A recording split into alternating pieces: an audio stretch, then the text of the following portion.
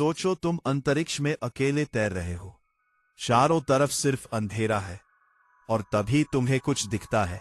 एक विशाल अदृश्य ताकत जो अपने आसपास की हर चीज को खींच रही है। रोशनी मुड़ रही है, समय धीमा हो रहा है, और तुम धीरे धीरे उसकी तरफ खींचते जा रहे हो। तुम एक ब्लैक होल में गिर रहे हो।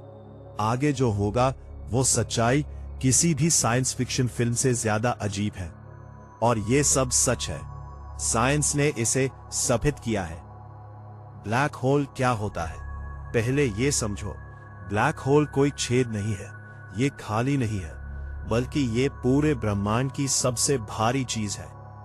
जब कोई बहुत बड़ा तारा हमारे सूरज से सैकड़ों गुना बड़ा अपनी जिंदगी के अंत पर पहुंचता है, तो वो अपने ही बोझ से दब जाता है। इतना दबता है कि सारा मादा एक बहुत छोटी सी जगह में सिकुड़ जाता है। इसे सिंगुलैरिटी कहते हैं, और उस सिंगुलैरिटी के चारों तरफ होती है इवेंट होराइजन। ये एक अदृश्य लकीर है, वापसी की आखिरी सीमा। एक बार इसे पार किया तो तुम कभी वापस नहीं आ सकते, ना तुम, ना रोशनी, ना कोई भी चीज। अभी इस वक्त हमारी अपनी गैलेक्सी मिल्की वे के बिल्कुल बीच में एक ब्लैक होल बैठा है। उसका नाम है सैजिटेरियस ए स्टार। वो हमारे सूरज से 40 लाख गुना भारी है। घबराओ मत, वो हमसे 26,000 प्रकाश वर्ष दूर है।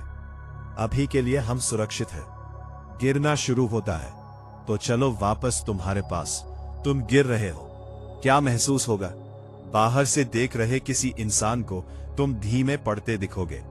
जैसे जैसे तुम इवेंट होराइजन के पास जाओगे, तुम्हारी तस्वीर जमी हुई लगेगी, धुंधली होती जाएगी, लाल होती जाएगी, और फिर बस उन्हें लगेगा तुम हमेशा के लिए वहीं रुक गए। लेकिन तुम्हारे लिए बिल्कुल अलग अनुभव होगा। तुम्हें कुछ भी अजीब नहीं लगेगा, कोई जलन नहीं, कोई खतरे की घंटी नहीं। अगर ब्लैक होल बहुत बड़ा है तो तुम्हें पता भी नहीं चलेगा कि तुमने इवेंट होराइजन पार कर ली। तुम बस अंदर आ गए, और अब वापस जाना नामुमकिन है। यह फिजिक्स का सबसे डरावना विचार है। हो सकता है तुम अभी किसी ब्लैक होल के अंदर हो और तुम्हें घंटों तक पता ही ना चले। स्पैगेटिफिकेशन। और अब आती है सबसे डरावनी बात। जैसे जैसे तुम अंदर जाते हो, ग्रेविटी और भी तेज होती जाती है, लेकिन बराबर नहीं।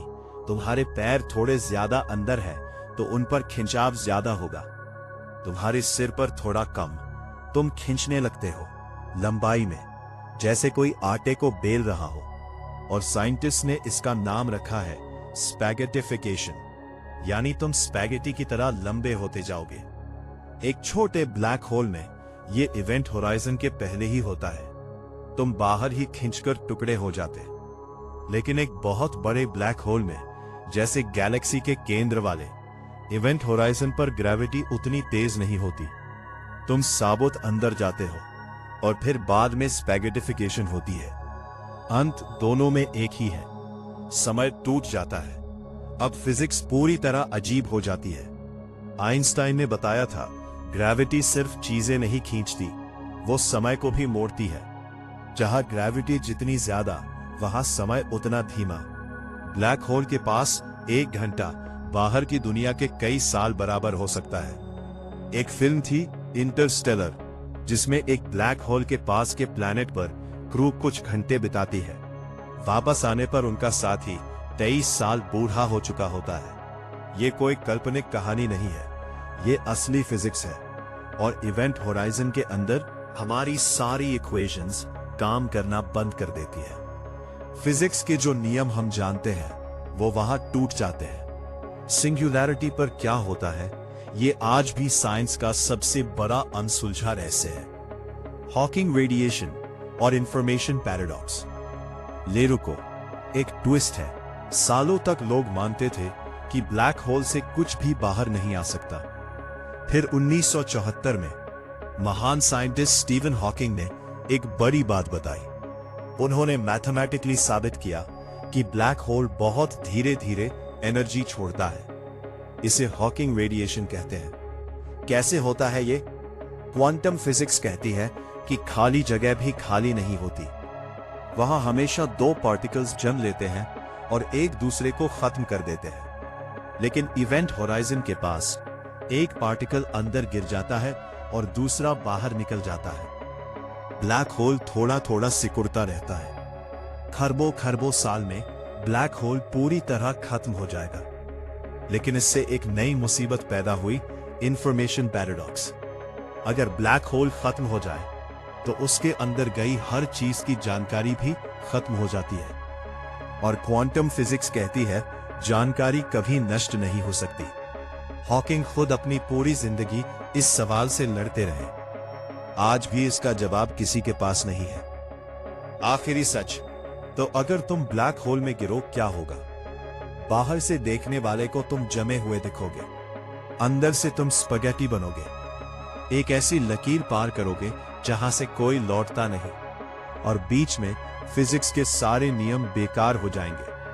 ब्लैक होल सिर्फ डरावनी चीजें नहीं है, ये ब्रह्मांड के सबसे गहरे सवालों के दरवाजे हैं। समय असल में क्या है? जानकारी कहां जाती है? क्या फिजिक्स के परे भी कुछ है? हमें अभी तक पूरा जवाब नहीं पता। लेकिन ये सोचो, पूरे ब्रह्मांड में करीब 4 करोड़ करोड़ ब्लैक होल्स हैं। कुछ साइंटिस्ट्स मानते हैं कि हमारा पूरा ब्रह्मांड खुद किसी ब्लैक होल के अंदर बना हो सकता है। तुम तारों की धूल से बने हो और वही तारे ब्लैक होल्स को जन्म देते हैं। किसी न किसी तरह तुम पहले से उनसे जुड़े हो। अगर ये सुनकर तुम्हारा दिमाग हिल गया तो अगला वीडियो जरूर देखो, जिसमें हम बताएंगे कि अगर तुम किसी दूसरी गैलेक्सी में जाओ तो क्या होगा। जवाब ब्लैक होल से भी ज्यादा अजीब है। सब्सक्राइब करो ताकि मिस न हो, और नीचे कमेंट करो, क्या तुम ब्लैक होल को पास से देखना चाहोगे?